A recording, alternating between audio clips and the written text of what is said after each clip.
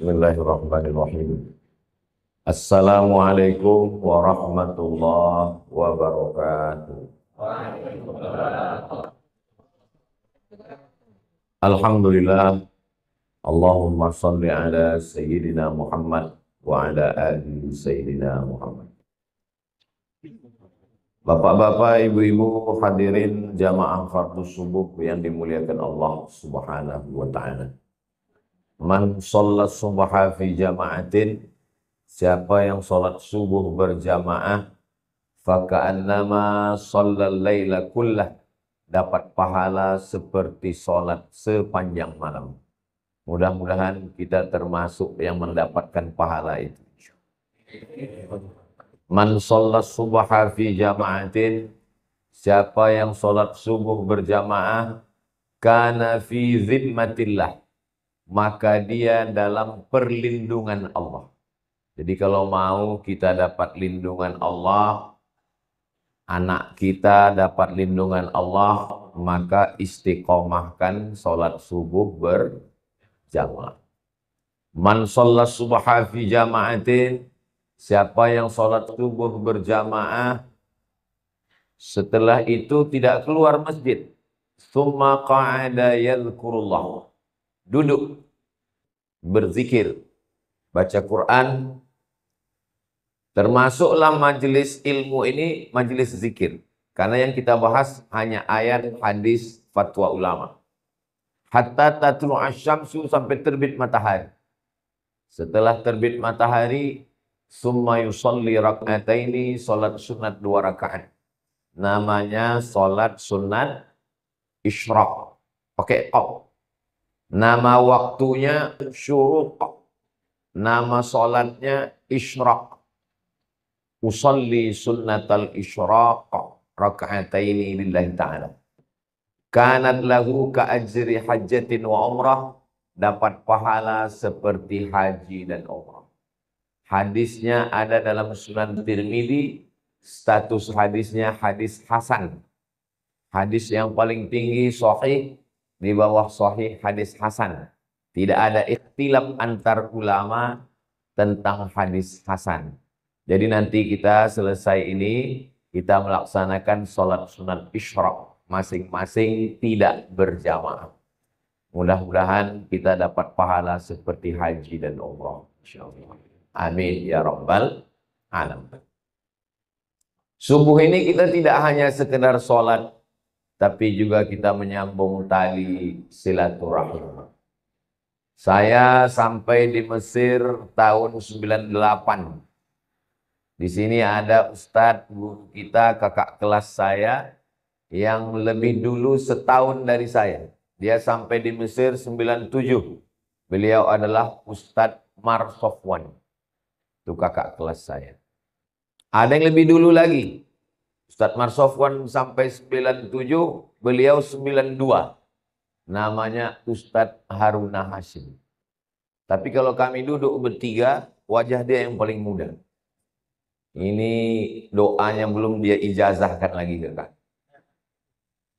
Hadir juga bersama kita subuh ini sahabat Ustadz Abdul Somad. Jadi di setiap provinsi itu ada tim.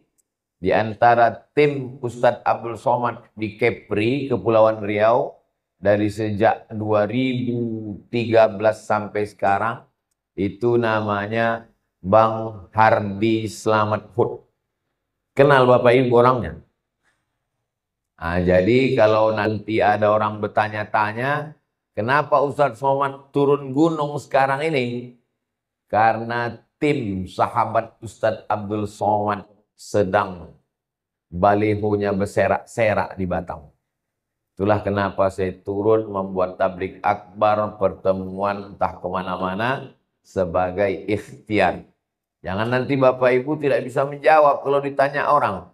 Kenapa Ustadz Somad turun ke Batam sekarang? Entah latah-latah aja dia itu sekarang. Ustadz Somad kalau ada tim yang mencalonkan diri, dia pasti turun. Karena itu bagian dari dakwah. Karena kalau saya yang ceramah tak sanggup. Saya ke Batam ini setahun cuma 4 hari. Hari Jumat, Sabtu, Ahad, Senin. Setahun sekali cuma saya turun. Tapi kalau ada tim Ustadz Somad itu yang duduk jadi penguasa, insya Allah terbantulah dakwah ini insya Allah. Itu tujuannya. Saya yang memotivasi. Saya bilang ke Bang Hardi maju jadi gubernur. Kata dia nantilah 2029. Nah, kalau gitu jadi wali kota. Kalau belum sanggup jadi wakil dulu. Nah, ini semua adalah pesan-pesan supaya orang faham. Kekuasaan ini kalau tidak dipegang, dia akan dipegang orang lain. Jadi Bapak Ibu jamaah mengerti, faham, supaya kita tidak mudah termakan isu yang ada di internet. Jangan mau makan isu, jangan mau makan hoax, karena sampai hari ini kita masih makan nasi. Terserahlah mau makan lontong, mau makan mie, lendir, yang penting jangan makan isu, makan hoax. Yang mau kita bahas subuh ini adalah perjalanan kita berikutnya. Kalau haus, minum. Kalau lapar, makan. Kalau kepanasan, hidupkan kipas, hidupkan AC. Kalau kedinginan, pakai jaket. Selalu ada langkah antisipasi. Nah, yang mau kita hadapi ke depan ini apa? Yang akan kita hadapi nanti adalah yang pertama sakaratul maut. Apa yang perlu kita siapkan untuk sakaratul maut ini? Banyak orang menghadapi pensiun udah siap. Saya Pak Ustadz untuk pensiun ini udah saya siapkan 100 pintu kos-kosan Pak Ustadz.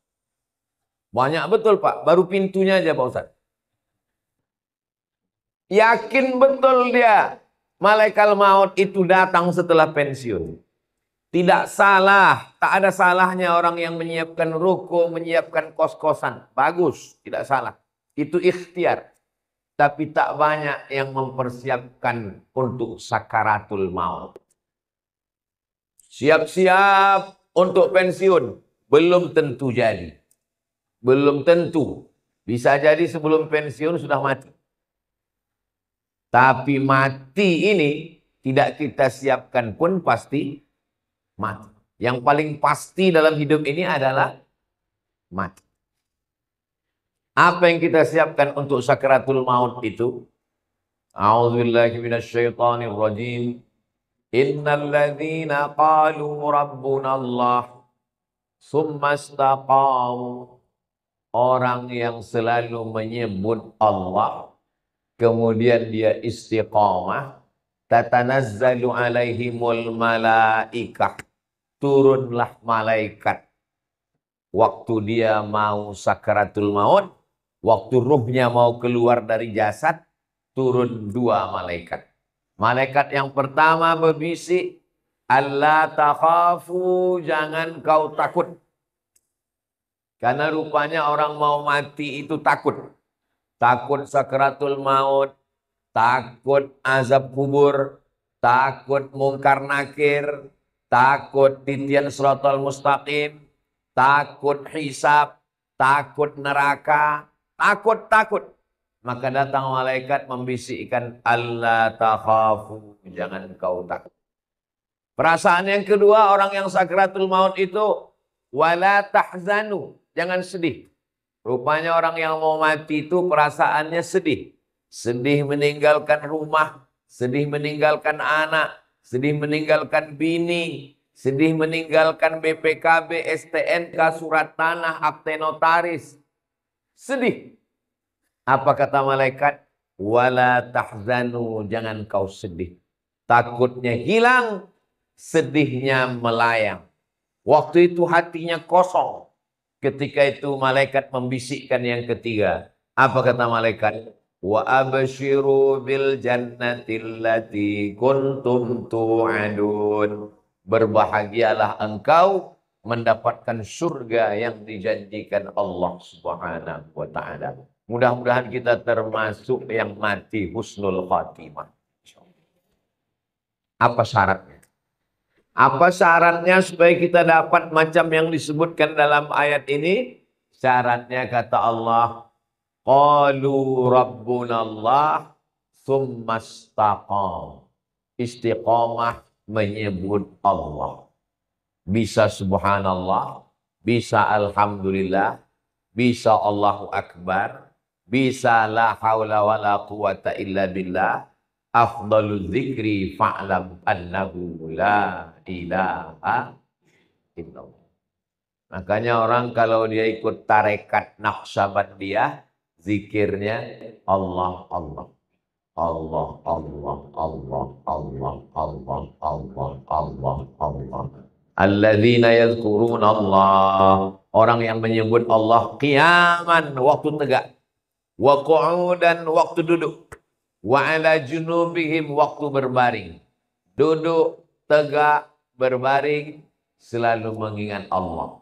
Itu makanya melihat wajah di cermin menyebut Allah. Allahumma kama hassanta khalqi fahassin khuluqi. Masuk masjid menyebut Allah. Allahumma ftahli abwaba rahmatik. Keluar masjid menyebut Allah. Allahumma inni as'aluka min fadlik. Masuk ke WC menyebut Allah. Allahumma inni a'udzubika minal khubuthi wal khaba'is. Mau tidur menyebut Allah. Bismika Allahumma ahya. Yang dibaca. Mau tidur dia. Jadi kalau mau husnul khatimah, jangan berhenti menyebut Allah. Allah. Allah. Subhanallah, walhamdulillah, la ilaha illallah, wallahu akbar. Macam mana sakitnya mati itu? Nabi Isra Mi'raj berjumpa dengan yang orang sudah mati beribu tahun. Sudah berapa lama kalian mati? Ribuan tahun. Macam mana rasanya mati itu? Macam kambing dikuliti hidup-hidup. Macam mata kail pancing ditarik dari kulit yang basah. Macam tebasan pedang beratus kali di tempat yang sama. Makanya kita selalu berdoa dalam doa selamat. Allahumma hawwin alaina fi sakaratil maut. Ringankan kami waktu sakaratul maut. Tulis di YouTube. Tulis di YouTube itu sakaratul maut. Titik. Nampak nanti orang yang mati. Pembawa acara TV mati. Orang sedang pidato mati. Yang paling banyak mati orang yang sedang angkat berat. Rupanya tak tahan jantung itu mati. Orang sedang jogging mati. Nah, jadi mati ini kapan saja bisa terjadi. Apakah orang yang mati semalam itu sehari sebelumnya sadar dia mau mati? Tiba-tiba aja datang kematian itu. Waja'a, datang dia sakratul mauti bil haq. Dia datang tiba-tiba. Hari ini kita usap kepala anak yatim. Besok pagi kepala anak kita diusap orang sebagai anak yatim. Hari ini saya bicara mati. Bisa jadi belum selesai tausiah ini saya sudah mati. Maka jangan pernah takut cerita tentang mati, karena kita semua akan mati. Kita sekarang hidup, resiko hidup adalah mati. Takut hidup, takut mati, jangan hidup. Takut mati, jangan hidup. Takut hidup, mati saja. Karena ketika kita berani menghadapi hidup, berarti kita sudah berani menghadapi mati. Yang kita persiapkan itu adalah mati dengan husnul khatimah, insyaallah. Apa yang sering kita dengar, apa yang sering kita tengok, apa yang sering kita pikirkan, itulah yang akan datang waktu sakaratul maut. Telentang kita di masjid ini, maka yang kita tengok adalah alhamdulillah. Alhamdulillah. Alhamdulillahi Rabbil Alamin. Itu maka kaligrafi ditulis di dinding. Supaya apa? Supaya mata menengok, Kalau bawa mobil dari Makkah ke Madinah, dari Makkah ke Jeddah, di pinggir jalan. Subhanallah, walhamdulillah, la ilaha illallah, wallahu akbar. Kenapa di pinggir jalan itu ditulis? Supaya kalau mati husnul khatimah. Beda tempat kita. Di pinggir jalan yang tulis iklan es krim. Sama skincare.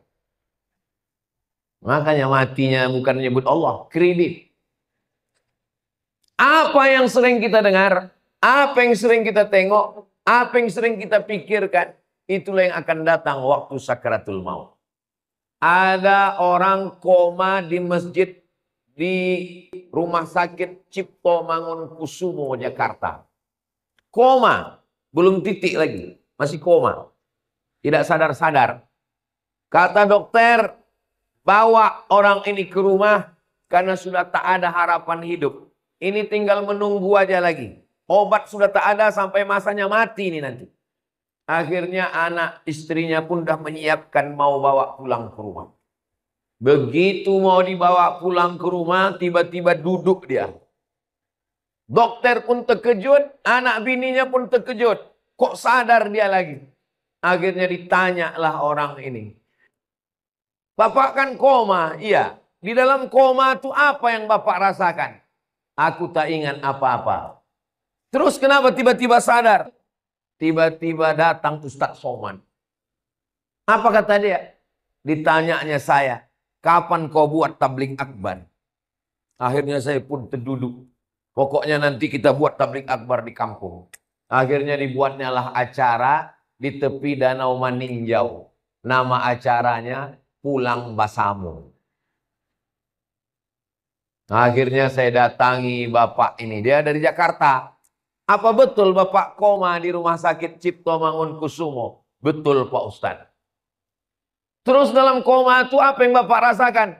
Tiba-tiba Ustadz datang bertanya ke saya. Kapan tabligh akbar? Itulah saya terduduk sadar. Lama saya menung. Jangan-jangan aku ini udah wali. Dua gendangnya. Kalau tak wali murid, wali kelas.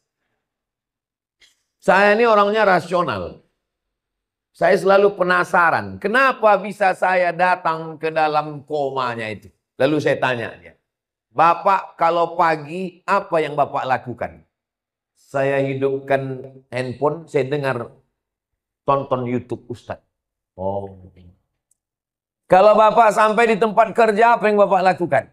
Kalau sedang kosong saya tonton lagi YouTube Ustadz. Kalau Bapak mau tidur malam, apa yang Bapak lakukan? Sebelum saya tidur, yang terakhir saya tonton adalah YouTube, Ustaz. Baru saya paham. Apa yang selalu ditonton, itulah yang dibawa ke alam bawah sadar. Itulah yang datang waktu tidur dan waktu koma. Dan itu juga yang datang waktu husnul khatimah. InsyaAllah. Rasional, masuk akal. Tanyalah sama pakar-pakar psikologi. Kenapa bisa itu yang terbawa-bawa? Makanya bapak-bapak pikirkan yang bagus-bagus aja. Jangan pikirkan yang waktu SMP, SMA dulu. Mau dia mengigau terbawa ke malam. Tiba-tiba udah sambal belacan aja di muka. Maka saudaraku yang dimuliakan Allah Subhanahu wa ta'ala. Kalau yang kita pikirkan itu adalah akhirat. Yang kita pikirkan itu adalah nama Allah. Maka insya Allah kita semua mati dalam keadaan husnul khatimah. Nah, ruh kita keluar dari hembusan. Makanya orang yang mati itu biji matanya terbuka. Semua orang yang mati biji matanya terbuka. Apa yang ditengok waktu mata terbuka? Yang ditengok itu adalah ruh keluar dari mulut dan hidung. Dulu ruh itu masuk ke dalam jasad ini dihembuskan. Wa nafakhtu fihi mir ruhi, aku hembuskan ruh. Rahaya ruhu, pergi berhembus. Ruh itu artinya pergi dan datang berhembus. Maka waktu datangnya berhembus, perginya pun berhembus. Ruh itu berjalan dari mulai ujung kaki sampai ke betis, naik ke lutut, naik ke paha, naik ke pinggang, terasa dingin, sejuk di kaki. Kalau ada bapak ibu yang udah merasa agak sejuk di kaki, tak lama lagi itu. Naik dia ke atas, naik dia ke atas, naik dia ke atas. Keluar dia dari mulut. Biji mata menengok ruh itu keluar. Maka datang orang lain memejamkan mata kita. Bismillah wa ala millati Rasulillah. Inna lillah wa inna ilaihi raji'un. Menggerakkan tangan, ringan. Menggerakkan lidah, ringan. Yang paling ringan adalah menggerakkan kelopak mata. Inilah yang paling ringan. Tapi waktu kita sakratul maut, jangankan menggerakkan tangan, jangankan menggerakkan bibir, menggerakkan kelopak mata pun tak bisa. Terbuka. Bini yang katanya buah hati belayan jiwa pun takut memejamkan biji mata. Datang anak ke masjid, memanggil tuan imam. Pak Imam, tolonglah datang ke rumah. Ayah kami matanya tak tertutup-tutup dari tadi malam. Baiknya imam, padahal orang ini tak pernah datang ke masjid. Makanya masyarakat sini yang tak pernah datang ke masjidlah kalian. Untuk apa Ustaz sampaikan ini? Bukan orang ini datang. Kirimkan video ini ke dia. Jangan sampai nanti akhirnya tuan imam yang datang ke rumah dia hanya untuk menutupkan kelopak matanya. Dan akhirnya jenazahnya dibawa juga ke masjid. Seumur hidup ke masjid cuma 2 kali. Yang pertama akad nikah. Yang kedua innalillah. Mudah-mudahan kita istiqomah menghidupkan masjid ini insya Allah. Lalu kemudian setelah ditutupkan. Kita pun ruh keluar dari jasad. Lalu kemudian kemana pergi ruh itu?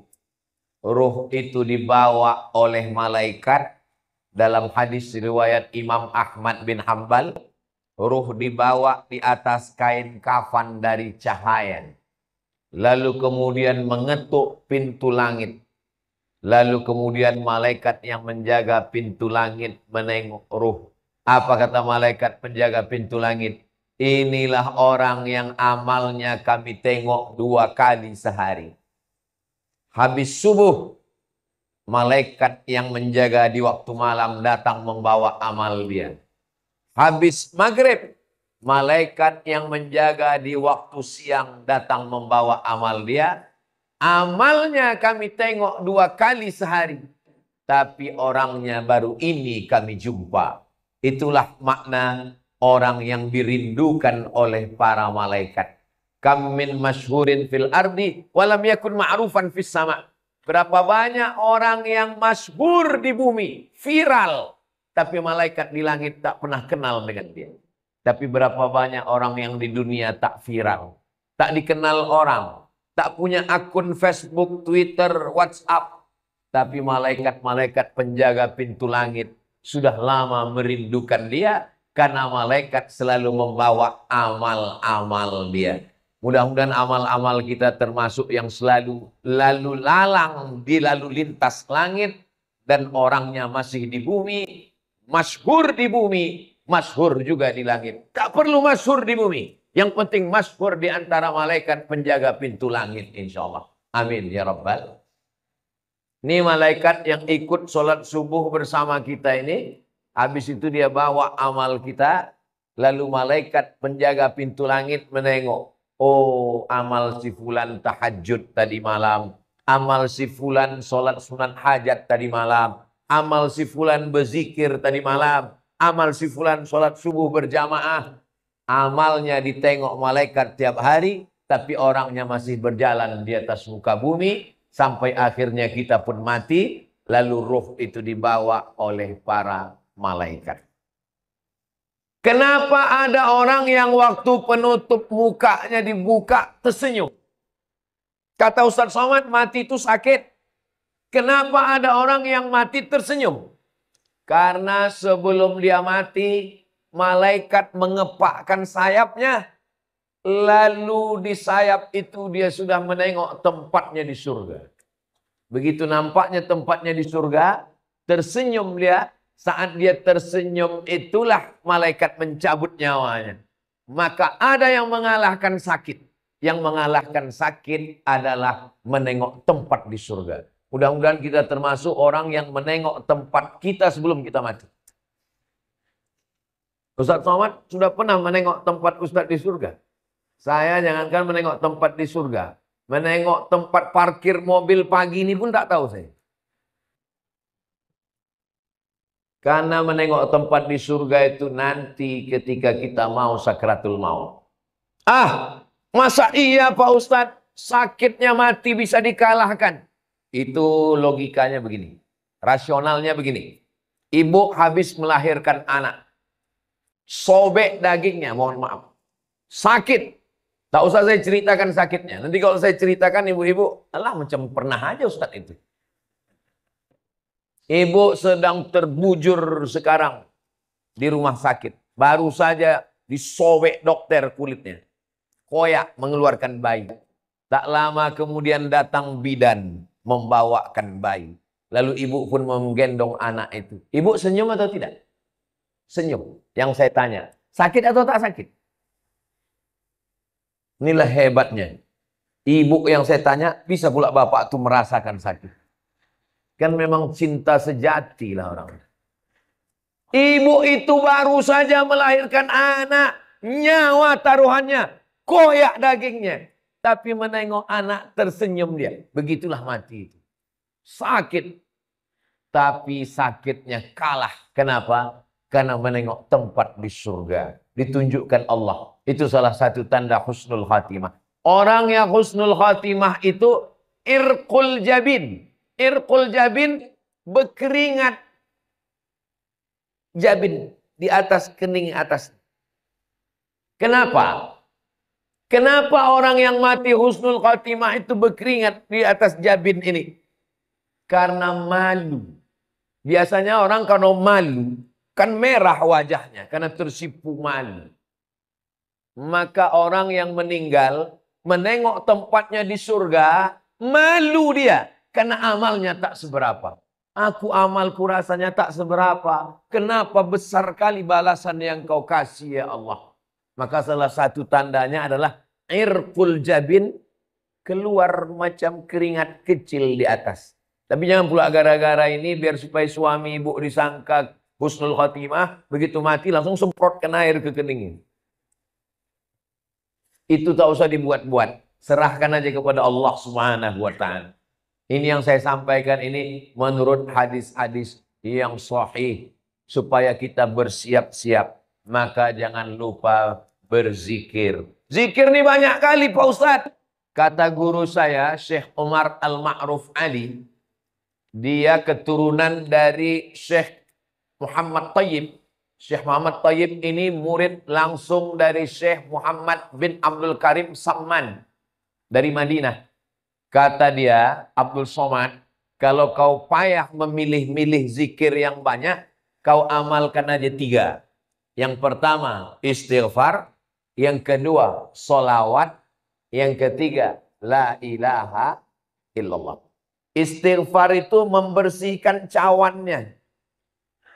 Ini cawan kotor. Kalau dituang air zam-zam ikut jadi kotor. Bersihkan dulu. Membersihkan cawannya dengan istighfar. Astaghfirullahaladzim, astaghfirullahaladzim, astaghfirullahaladzim, astaghfirullahaladzim, astaghfirullahaladzim. Bisa 100 bagus. Bisa 200 bagus. Bisa 1000 bagus. Setelah istighfar, baru kemudian wangikan dia. Harum semerbak. Mewangikannya itu sholawat. Allahumma salli ala Sayyidina Muhammad wa ala ali Sayyidina Muhammad. Allahumma salli ala Sayyidina Muhammad wa ala ali Sayyidina Muhammad. Setelah dia wangi, barulah kau tuangkan air. Airnya itu adalah afdolul dzikri fa'lam annahu la ilaha illallah. Ini masalah zikir ini. Jangan karena mau ngejar cepat, lalu bunyinya tak jelas.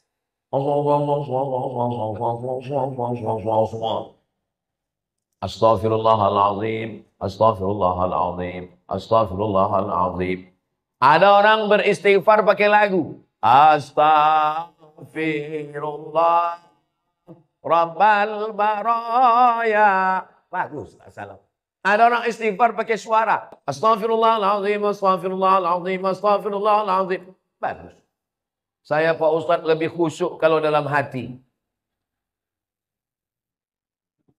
Bagus. Masalah berzikir ini, zikir kuat bagus. Jangan gara-gara zikir kuat sama zikir pelan berkelahi di masjid. Berkelahi antara zikir kuat dengan zikir pelan di masjid. Sampai cerita tuh keluar masjid. Apa kata orang luar masjid? Untung kita tak ke masjid. Coba kalau kita ke masjid berkelahi kan? Bagus kita di luar masjid nih lagi. Nah, jadi yang berzikir kuat silakan. La ilaha illallah. La ilaha illallah. Bagus, tak salah. Yang berzikir pelan, bagus. La illallah. La illallah. Zikir kawan pelan. Kita mau kuat, kita paksakan dia. Kita ke telinga dia. La ilaha illallah. Apa mau kau kata dia. Berkelahi kita dalam masjid. Saya Pak Ustaz terganggu kali saya sama zikir orang ini. Saya kalau udah dengar orang yang berzikir kuat terganggu saya Pak Ustaz. Berarti ada setan dalam diri kau. Orang yang terganggu dengan zikir berarti ada setan. Zikir tidak pernah mengganggu kita. Sebagaimana kita mendengar suara bacaan Al-Quran. Kalau ada orang terganggu mendengar bacaan Al-Quran, itulah makna ruqyah. Di ruqyah dia biar keluar hantu setan dari dalam diri. Habis sakratul maut selesai. Lalu kemudian kita pun masuk ke liang lahat. Tapi tadi ruhnya udah diangkat ke langit Pak Ustadz. Waktu jasad masuk ke liang kubur, maka roh turun balik, dimasukkan Allah ke alam kubur. Untuk menjawab pertanyaan malaikat Munkar Nakir. Iya kalau jasadnya masuk kubur. Kalau matinya diterkam singa. Kalau matinya di sungai Amazon. Dimakan ikan piranha 1000 ekor. Kemana pergi ruhnya? Kalau matinya tabrakan beruntun hancur. Macam daging kena blender. Kemana pergi ruhnya? Maka nama alamnya adalah alam barzakh. Dia tidak disebut dengan dunia. Karena dia sudah mati. Dia tidak disebut dengan akhirat. Karena dunia masih ada. Pemisah antara dunia dengan akhirat namanya alam barzakh. Tengok dalam surat Ar-Rahman. Bainahuma barzakhun la yabghiyan. Jadi ruh yang sudah diangkat ke langit diperkenalkan ke malaikat, diturunkan balik masuk ke dalam jasad untuk menjawab pertanyaan Munkar Nakir. Setelah itu ruh dalam genggaman kudrat iradat kuasa Allah Subhanahu wa taala, maka ruh menantikan amal yang mengalir. Apa yang perlu kita siapkan? Yang perlu kita siapkan yang pertama, ilman 'allamahu wa nasyara. Ketika di alam barzakh disebut alam kubur, yang kebetulan ada kuburnya. Kalau kebetulan tak ada kuburnya, alam barzakh, mati hanyut, mati tabrakan, mati hilang, maka alamnya alam barzakh. Selama di alam barzakh itu, apa yang mengalir? Yang pertama mengalir adalah ilman 'allamahu wa nasyara. Ustadz Marsofwan ceramah, ada program subuh. Apa subuh apa namanya Ustaz? Pejuang subuh Nongsa. Dilanjutkan oleh anak-anak pejuang subuh Nongsa. Mengalirlah pahalanya ke beliau. Bang Hardi Hud, dosen. Dosen sampai ke Indragiri Hilir. Dosen sampai ke Sungai Guntung. Mengajar ke sana kemari. Mengalirlah pahalanya. Ustadz, tapi kami ini tak ustadz. Kami ini bukan buya. Kami ini bukan profesor Pak Ustadz. Ilmu apa yang mengalir? Bapak jangan lupa ajarkan Al-Fatihah ke anak. Ibu ajarkan Al-Fatihah ke anak. Saya khatam alif-alif, khatam Quran, guru pertama saya, emak saya. Jadi sampai hari ini, kalau saya ngajar di mana-mana, itu pahalanya mengalir ke almarhumah emak, ke almarhum ayah saya. Maka ibu kalau tak sempat, bapak kalau tak sempat, ajarkan Al-Fatihah ke anak. Supaya anak sholat subuh, zuhur, asar, maghrib, isya, tahajud, witir, duha, dia baca Al-Fatihah, mengalir ke kita semuanya. Saya Pak Ustadz sempat juga mengajarkan beberapa ilmu Pak Ustadz. Ilmu apa yang Bapak ajarkan? Ilmu santet. Minta ampunlah kepada Allah, mudah-mudahan lupa murid-murid itu. Tak diamalkannya lagi, taubat dia. Itu maka sebelum mengajar tuh, ajarkan yang baik-baik. Saya berharap ceramah ke sana kemari, mudah-mudahan ini diamalkan jamaah, mengalir ke alam barzah saya insya Allah. Amin. Walaupun amal yang sedikit aja. Amal sedikit yang diamalkannya. Bismillahirrahmanirrahim. La haula wala quwata illa billah. Mengalir. Yang pertama mengalir. Ilman 'allamahu wa nasyarahu. Yang kedua. Waladan salihan tarakahu. Anak soleh yang ditinggalkan. Bangun anak soleh itu malam. Tahajud dia. Berdoa dia. Rabbi firli wali walidayya. Warhamhuma kama rabbayani shaghira. Mengalir pahalanya. Sekarang saya ceramah ini di Batam. Almarhumah emak saya, almarhum ayah saya menengok amal saya secara live. Mana dalilnya? Dalilnya Quran. Wa qul i'malu, beramallah kamu, fasayarallahu amalakum. Yang menengok amal kamu itu ada 3. Yang pertama, Allah. Yang kedua, Rasulullah. Nabi Muhammad menengok amal kita. Yang ketiga, wal mu'minun. Orang beriman. Apa kata tafsir Ibnu Katsir? Maksud orang beriman, ayah, ibu, atuk, nenek, menengok amal anak cucunya. Maka moyang saya sedang menengok amal saya. Macam jamaah yang nonton streaming live sekarang. Begitulah mereka menonton di alam barzah. Oh, senangnya aku, cucuku dari anak si Fulan rupanya sedang menyampaikan tausiah di Batam. Mudah-mudahan kita pun menengok amal yang baik dari anak cucu kita insya Allah. Makanya selalu doanya, Rabbana hablana minas salihin, Rabbana hablana min ladunka dzurriyyatan thayyibah, Rabbana hablana min azwajina wa dzurriyyatina qurrata a'yun waj'alna lil muttaqina imama. Apalagi yang mengalir? Yang mengalir yang ketiga adalah mushafan warasahu, mewakafkan Al-Quran. Wakafkan Al-Quran. Kalau ditengoklah masjid. Masjid apa nama masjid kita ini? Masjid Baitul Amal. Itu wakaf Qurannya, Masya Allah. Kalau ditengok dari susunannya nampaknya Quran ini tak pernah dibaca ini. Janganlah begitu Pak Ustadz. Ini Quran ini disusun rapi ini karena mau pengajian subuh ini. Kalau tidak ada pengajian tunggang langgang lintang pukang juga Quran ini. Itu yang mewakafkan Quran ini. Meninggal orangnya. Kenapa ada tradisi wakaf surat Yasin tempat kita? Karena orang dulu susah tak ada duit. Maka tak bisa dia mewakafkan Quran, diwakafkannya surat Yasin. Tapi yang paling bagus Quran. Waktu almarhumah mak saya meninggal, saya teleponlah penerbit Syamil di Bandung. Assalamualaikum penerbit Syamil. Waalaikumsalam. Mak saya meninggal, saya mau mewakafkan Quran. Berapa Pak Ustadz? 1000 eksemplar berapa ya? Kalau untuk Somad, Ustadz Somad gratis kata dia. Kalau gratis 2000 lah saya bilang.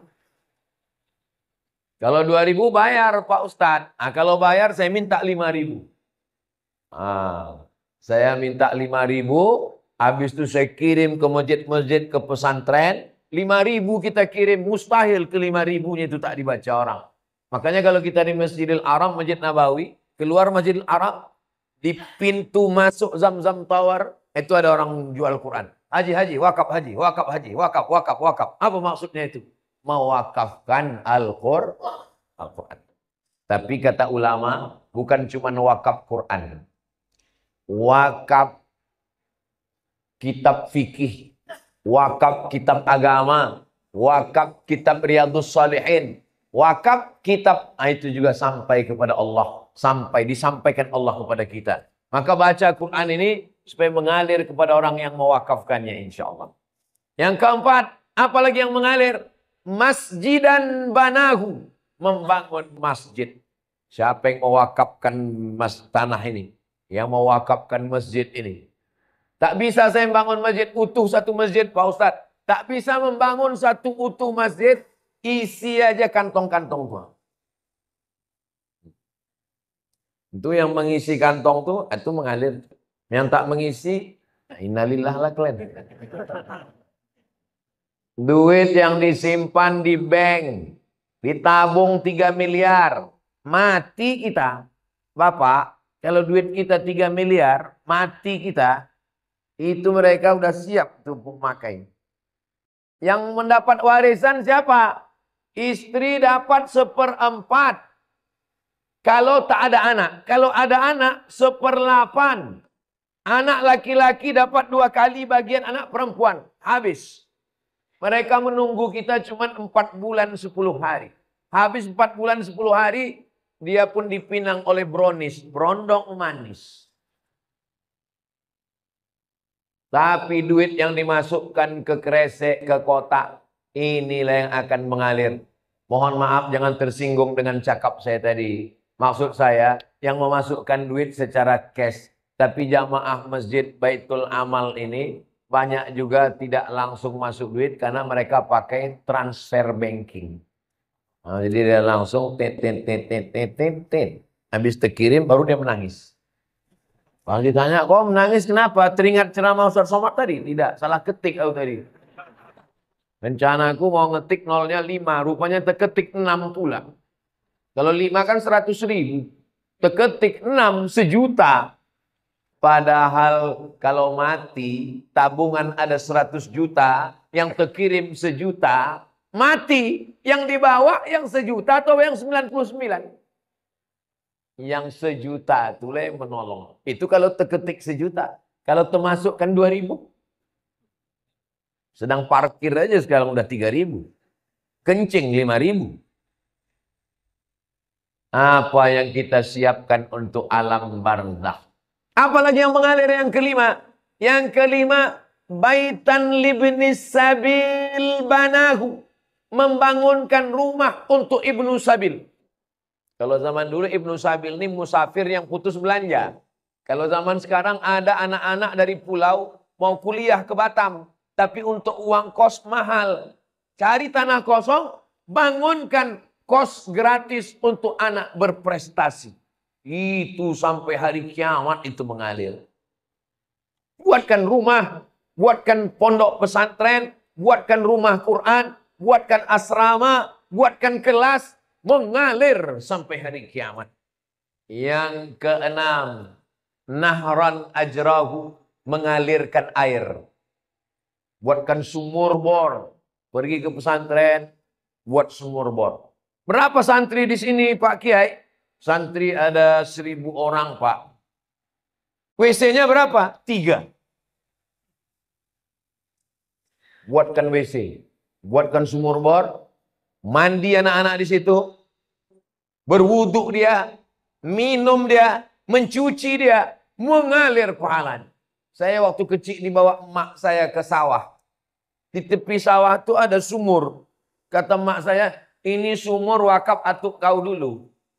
Anak kecil, anak SD, saya tak paham. Apalah atuk nih bawa wakaf sumur. Sekarang baru saya paham setelah membaca hadisnya. Rupanya orang tua-tua dulu tahu hadis ini mewakafkan sumur. Di tempat kita sekarang tak usah lagi wakaf sumur karena air sudah banyak-banyak. Bukan lagi kota bertuah, kota berkuah. Saking banjir bandang. Maka cari yang kira-kira diperlukan umat, maka itu diwakafkan. Tong air besar, mesin air besar, filter saringan air. Nah itu juga termasuk dalam golongan amal yang keenam. Amal yang ketujuh mengalir. Apa amal ketujuh mengalir? Shadaqatan akhrajaha fi sihhatihi wa hayatihi yalhaquhu ba'da mautihi. Sedekah yang dia keluarkan waktu masih sehat. Kenapa sehat? Karena kalau udah sakit orang memang udah ingat mati. Semualah ambillah ya Allah. Tapi kalau waktu sehat, bakhil, bin medit, bin pelit, bin kikir, bin kedekut. Tapi kalau masih sehat, orang pelit. Waktu masih sehat itu dia berikan, dia kasihkan. Maka itulah yang akan menolong dia di hadapan Allah Subhanahu wa ta'ala. Imam Syafi'i meninggal 204. Imam Syafi'i meninggal 204. Sekarang tahun 1445. 1446. Berarti Imam Syafi'i di alam barzah sudah 1200 tahun lebih. 1240 sekian tahun lebih. Sedangkan umur Imam Syafi'i di dunia cuma 54 tahun. Lahir di Gaza, Palestina 150, meninggal di Mesir tahun 204. Di dunia cuma 54 tahun. Di alam barzah 1200 tahun. Imam Al-Ghazali meninggal 505. Sekarang udah 1446. Berarti di alam barzah sudah hampir 1000 tahun. Maka kita ini lebih lama di dunia atau di alam barzah? Lebih lama di alam barzah. Apa yang sudah kita siapkan? Alhamdulillah. Bagi Bapak Ibu yang sudah menyiapkan 7 amal tadi, alhamdulillah. Saya alhamdulillah Pak Ustadz 7-7-nya udah siap. Alhamdulillah. Saya Pak Ustadz baru 5 Pak Ustadz. Alhamdulillah. Saya Pak Ustadz 1 pun belum. Innalillah. Saya cuma bisa lewat ceramah. Tapi kalau Bang Hardi Hud jadi wakil wali kota dengan Cak Nur, itu ke-7 ini bisa dilaksanakan insya Allah. Amin. Yang pertama, apa tadi yang pertama ya? Yang pertama adalah ilman 'allamahu wa nasyarahu. Programnya sekolah mudah. Bisa. Guru fisika PNS, guru matematika PNS, guru kimia PNS, guru ngaji honorer. Coba angkat Honda. Kenapa tak Yamaha Pak Ustadz? Honda itu maksudnya honor daerah. Yang selama ini honornya 300.000, gajiannya 6 bulan sekali, dipotong sunat masal. Kenapa tidak dikasihkan dia pakai APBD? Bisa. Bisa apa tak bisa? Bisa. Saya ketemu dengan Bupati Morowali, Sulawesi Tengah. Bupati Morowali selama jadi bupati mengirim anak Morowali 70 orang ke Yaman. Tarim Hadramaut. Bisa. Pas makan dengan bupati saya tanya, betul Pak Bupati mengirim 70 anak ke Yaman? Betul Pak Ustadz. Bapak tanggung semua. Ongkosnya, asramanya, kuliahnya, makannya, bersih semua ditanggung APBD. Dari mana duitnya Pak? Dari APBD dan dari Basnas. Bisa Pak Ustadz. Apa Bapak nggak takut ditangkap KPK? Saya sudah dipanggil Pak Ustadz. Pas dipanggil ditanya, kenapa banyak uang? Pendidikan adalah tanggung jawab negara. Nggak ditangkap Bapak? Sampai sekarang belum Pak Ustadz. Ini masalah keberanian aja. Untuk apa punya kekuasaan kalau tidak dipakai untuk amal jariah? Ilman 'allamahu wa nasyarahu. Bisa. Mushafan warasahu. Mewakafkan mushaf. Sangat bisa. Seluruh masjid dan musalla mendapatkan subsidi buku-buku fikih, akidah, akhlak, Quran, tafsir. Bisa. Pakai tanda tangan. Bisa. Kalau saya ceramah, berapa masjid lah yang bisa saya isi. Tapi kalau tim UAS ini kita dudukkan, maka insya Allah amal jariah ini kita pun juga akan mendapatkannya insya Allah. Amin ya Rabbal. Jadi kalau ada orang mengatakan, jangan bicara politik. Di masjid hanya membahas tentang masalah zikir saja, sholat saja. Habislah umat kita diambil orang. Umatnya umat kita, tapi suaranya diambil orang. Sama macam susu sapi. Kata orang susu kambing, padahal susu sapi. Sapi punya nama, sapi punya susu, kambing punya nama. Saya tidak mau begitu. Jamaah di mana-mana saya arahkan. Masalah dia mau dengar, tidak dengar. Yang penting saya sudah sampaikan. Kalau tuan pergi sholat Jumat, jangan lupa bawa kain. Kalau sudah ada tim Ustadz Somad, jangan lagi pilih yang lain. Allahu Akbar. Jadi yang kita bahas subuh ini, tadi saya mulai jam 5, sekarang pas jam 6.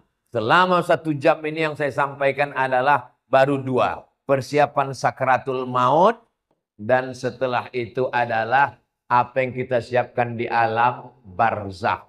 Habis alam barzakh, kiamat. Apalagi yang kita siapkan? Nanti kita lanjutkan setelah pelantikan Bang Hardi, insyaallah. Cak Nur dan Bang Hardi. Nah, di akhir majelis, mari. Maghrib jam berapa di Batam? Jam 5.55. Jadi jam 5.55 sudah boleh sholat sunat isyraq. Kalau tak tahu jam berapa matahari terbit, untuk daerah Sumatera tidak sama dengan daerah lain. Untuk daerah kita di bagian Sumatera Utara, di Aceh, di Riau, Kepulauan Riau, itu tengok waktu maghrib. Jadi kalau di Pekanbaru maghribnya jam 6:05, jam 6:05 sudah bisa sholat sunat isyraq. Kita jam 5.55 sudah bisa. Sekarang jam 6. Maka kita sholat sunat isyraq. Di akhir majelis, mari kita berdoa. Tolong sampai tanggal 27 ini doa tawassul. Cara berdoanya, ya Allah, berkat surat Al-Fatihah ini, dudukkanlah sahabat Ustadz Abdul Somad, Bang Hardi Hud, Cak Nur dan Bang Hardi Hud menjadi pemimpin kami. Insya Allah dia adil dan amanah. Al-Hazihin Niyah Al-Fatihah. A'udzubillahi minasyaitonirrajim. Bismillahirrahmanirrahim. Alhamdulillahirabbil alamin. Arrahmanirrahim. Maliki yaumiddin. Iyyaka na'budu wa iyyaka nasta'in. Ihdinas siratal mustaqim, siratal ladzina an'amta 'alaihim ghairil maghdubi 'alaihim waladdallin. Amin. Allahumma shalli ala sayyidina Muhammad wa ala ali sayyidina Muhammad. Ya qadiyal hajat, engkau yang menunaikan hajat. Ya rafi'ad darajat, engkau yang mengangkat derajat. Ya man qadha amran innama yaqulu lahu kun fayakun. Engkau yang dengan kun fayakun, maka terjadilah segala sesuatu. Mudahkanlah urusan kami, urusan keluarga kami, urusan anak-anak kami, terutama urusan kepemimpinan wali kota, wakil wali kota Batam ini, ya Allah. Allahumma rzuqna imaman adila. Berikan kami pemimpin yang adil, amanah, yang beriman, yang takut kepada Engkau, yang umat Nabi Muhammad sallallahu alaihi wasallam. Allahumma inna nas'aluka salamatan fid din wa afiatan fil jasad wa ziyadatan fil ilmi wa barakatan fil rizqi wa taubatan qabla al maut wa rahmatan indal maut wa maghfiratan ba'dal maut. Allahumma hawwin alaina fi sakaratil maut wan najata minan nar wal afwa indal hisab. Rabbana atina fid dunya hasanah wa fil akhirati hasanah wa qina adzaban nar. Wa sallallahu ala sayyidina Muhammad wa ala alihi wa sahbihi wasallam walhamdulillahi rabbil alamin. Taqabbalallahu minkum minna wa minkum taqabbal ya karim.